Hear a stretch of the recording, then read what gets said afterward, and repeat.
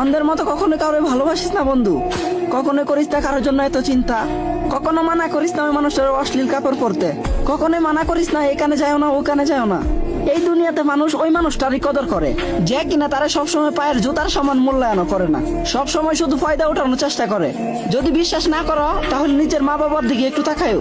প্রত্যেকটা মা বাবাই তার ছেলে মেয়েদের জন্য কতটুকু চিন্তা করে, কখন কি লাগবো না লাগবো, কোন জিনিসে তার কষ্ট হইব, কোন জিনিসে অসুবিধা, সবকিছুর নজর রাখে। তারপরে কিন্তু ছেলে মেয়েগুলা ঠিক মতো মা বাবার কলগুলো রিসিভ করে না। ওইগুলা নিয়ে যদি মা বাবা কোনো শাসন করতে যায় তখন ঠিক মতো খাওয়া দাওয়া করে না, আবার কথায় কথায় বলে আমি বাড়ি থেকেই চলে যাবো।